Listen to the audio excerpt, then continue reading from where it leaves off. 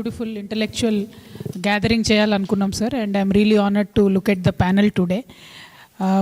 తెలంగాణ రాష్ట్రం ఏర్పడినటువంటి సందర్భంలో అనేక సందర్భాలు ఉన్నాయి మనం బాధపడ్డది.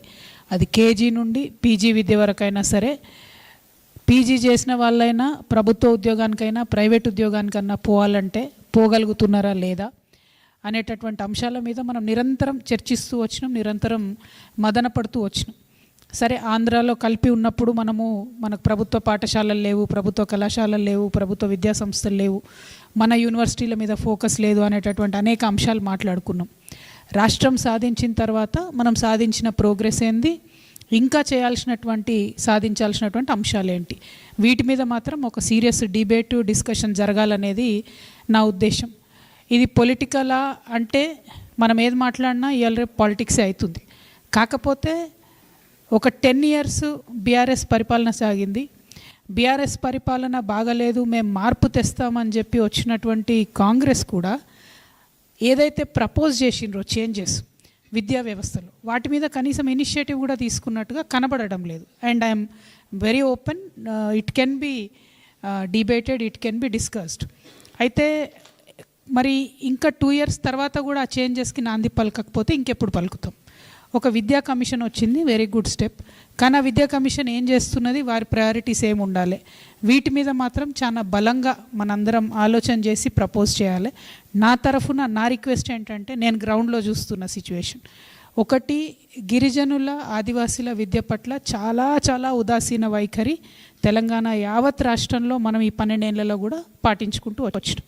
వారికంటూ భాష లేదు, లిపి లేదు, వారి భాషలో చెప్పే ఉద్దేశం మనకు లేదు, వారి దగ్గరికి పోయి విద్యలోకి వారిని తీసుకురావాలనేటటువంటి సిన్సియారిటీ ఏ ప్రభుత్వం కూడా ప్రదర్శించలేదు. రెండవది, మహిళా విద్య పట్ల వివక్ష.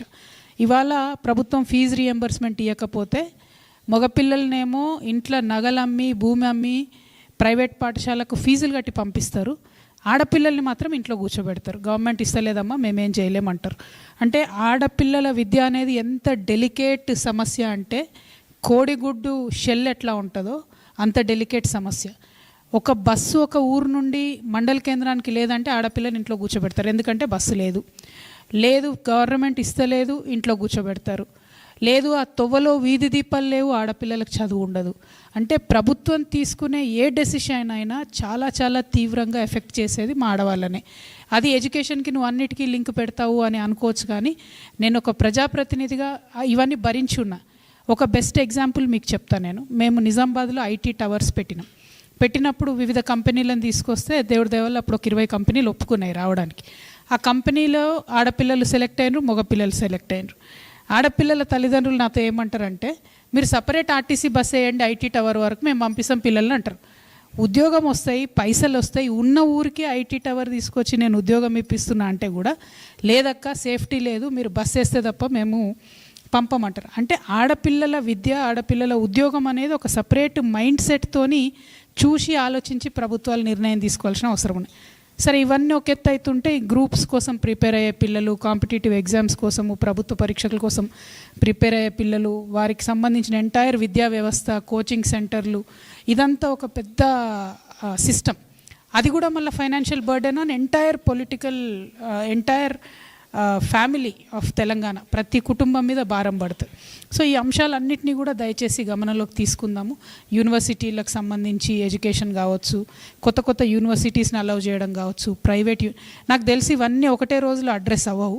కాకపోతే మీరు చాలా వైవిధ్యమైనటువంటి డైవర్స్ ప్యానెల్ ఉంది కాబట్టి KG to PG and what after PG, వీటన్నిటి మీద కొంత సమయం తీసుకోనన్నా ఎక్కడో ఒక దగ్గర ఎవరో ఒకరు డిస్కషన్ మొదలుపెట్టాలి. మొదలుపెట్టిన వాటిలలో కొన్ని ఇనిషియేటివ్స్ అన్న తీసుకొని ముందుకెళ్ళవచ్చు. అందులో gender specific, community specific discussion రావాలన్న ఉద్దేశంతో ఇవాళ ఈ కార్యక్రమాన్ని ఆలోచన చేసి పిలవడం జరిగింది. ప్రత్యేకించి పరంజ్యోతి గారికి నేను నిన్న రిక్వెస్ట్ చేసిన, సార్ మీరు కంపల్సరీ అన్ని A to Z keynote speaker లాగా ఇవ్వాల్సిందే సార్, క్వశ్చనే లేదని చెప్పాను. అయితే if the panel doesn't mind, Venkata Reddy అన్న మీరు కొంచెం 20-25 మినిట్స్ ఆగగలుగుతా అంటేనేమో పరంజ్యోతి సార్కి ఒక ప్రజెంటేషన్కి అవకాశం ఇచ్చి మనందరం ఫస్ట్ మీరే మాట్లాడి వ్యూస్ ఎక్స్ప్రెస్ చేసి యూ కెన్ ప్లీజ్ లీవ్, లేదు ఇప్పుడే వెళ్ళిపోతా అంటే ఫస్ట్ మీరు మాట్లాడవచ్చు, ఎట్లయినా పర్వాలేదు. ఎందుకంటే ఎంవీఎఫ్కు ఉన్నటువంటి విస్తారమైనటువంటి ఎక్స్పీరియన్స్తోని you have a lot of life lessons to teachers. So either ways it is your choice sir. మీరు అనుమతిస్తే పరంజ్యోతి గారు, లేదంటే మీరు.